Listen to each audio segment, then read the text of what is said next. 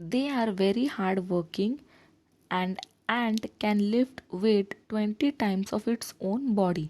तो इसका ये मतलब है कि वो बहुत हार्ड वर्किंग होती है एंट्स और बहुत मेहनती होती है.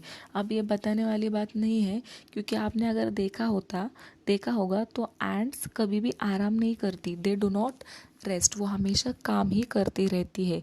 सो इसलिए वो बहुत हार्ड वर्किंग होती है. हमारे ह्यूमंस की तरह लेज़ी आलसी नहीं होती. और वो अपने उनकी जो बॉडी का वज़न है उससे 20 गुना ज़्यादा वज़न उठाती है. आपने देखा होगा कि एंट हमेशा छोटे छोटे पार्टिकल्स लेके जाती है. और ये भी देखा होगा कि अगर एक एंट को वो छोटा टुकड़ा या छोटा खाने का टुकड़ा अनाज का लेके जाने को नहीं हुआ तो 5-5 चींटियाँ 5-5 एंट्स उसको ढकल कर लेके जाती है. So next, there are more than 12,000 species of ant all over the world. They are found in variety of colors like red, black, brown, yellow, green or blue.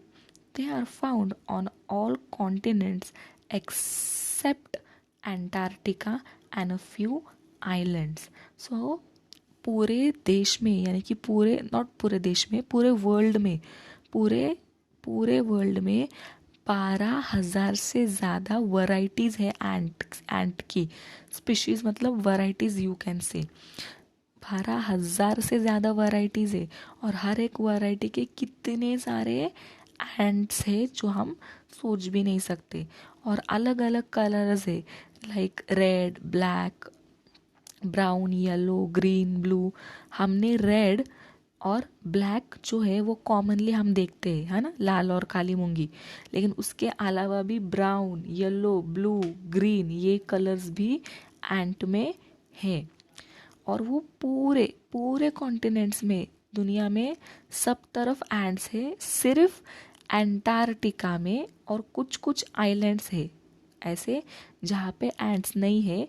अगर ये दोनों जगह छोड़े तो बाकी सब तरफ एंट्स है. Okay.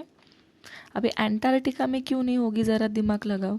Because Antarctica is full of snow. Antarctica में सिर्फ बर्फ रहती है, सिर्फ बर्फ.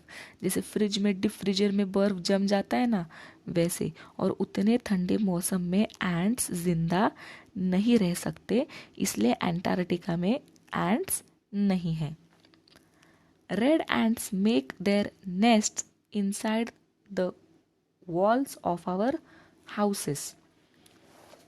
अब ये जो रेड एंट होती है वो हमारे दीवार जो होती है घर की वॉल, हाँ, उसमें अपना घर बनाती है. Some ants live in fallen logs और ट्रीज. कुछ कुछ एंट्स गिरे हुए पेड़ में अपना पेड़ का जो हिस्सा होता है उसमें बनाती है. Okay. They also use twigs to make their homes stronger. और कुछ कुछ एंड्स क्या होती है, ये जो झाड़ों के ट्विग्स होते हैं ना, जैसे कि बर्ड्स जिससे अपना नेस्ट बनाते हैं, घोंसला. कुछ कुछ चींटियाँ उससे भी अपने घर को स्ट्रॉन्ग बनाने के लिए उसका भी यूज़ करती है.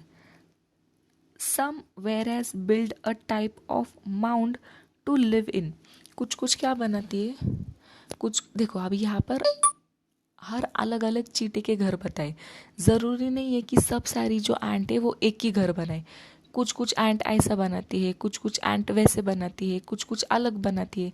हर एंट के अलग अलग तरीके हैं अपने घर बनाने के. जैसे हम लोग, अब हमारे भी हम घर बनाते हैं तो अपने चॉइस से बनाते हैं, राइट. कुछ लोग बंगलो बनाते हैं, कुछ लोग सोसाइटी में रहते हैं, कुछ लोग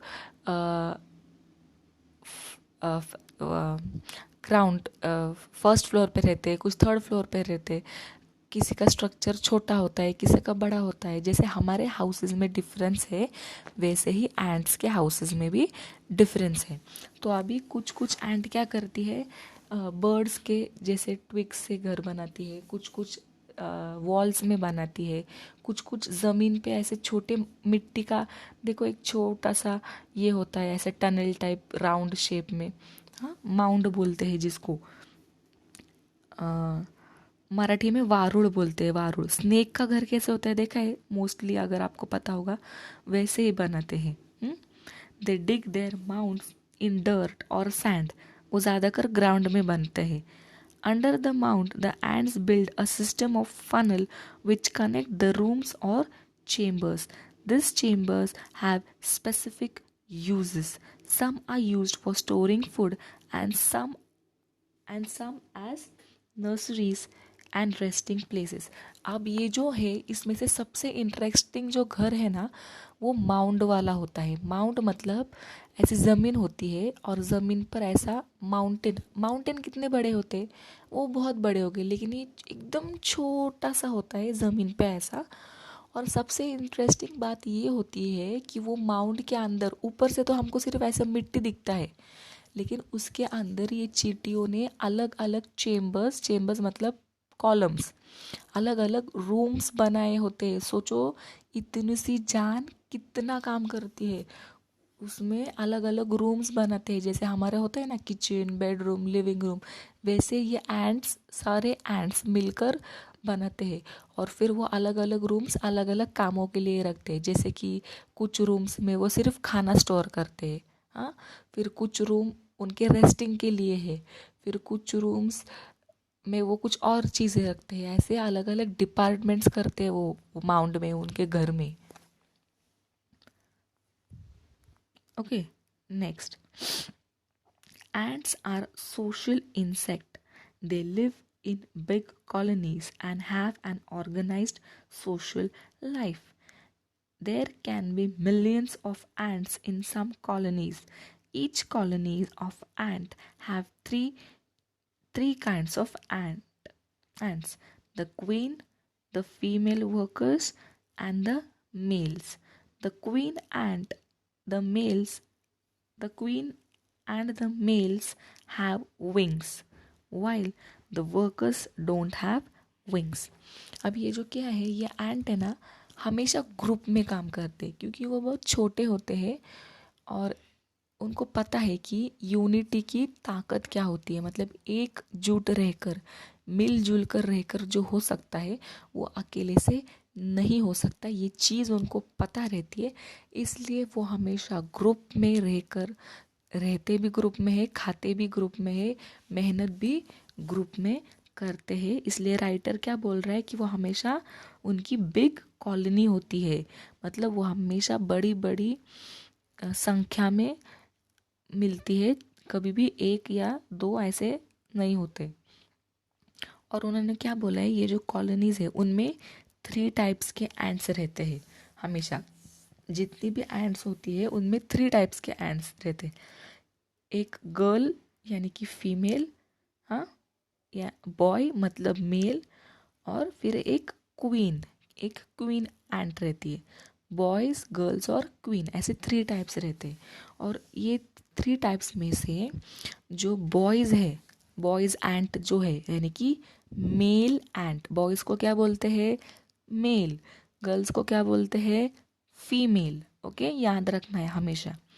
सो ये जो मेल एंट्स होती है, बॉयज़ एंट, उनको, और जो क्वीन एंट होती है मतलब रानी, हाँ, उनको, ये दोनों टाइप्स के एंट को विंग्स होते हैं, पंख। आपने देखा होगा कभी कभी पंख की भी एंट्स होती है, वो उड़ती है, देखो ज़्यादातर लाइट पे बैठती है वो बड़ी बड़ी।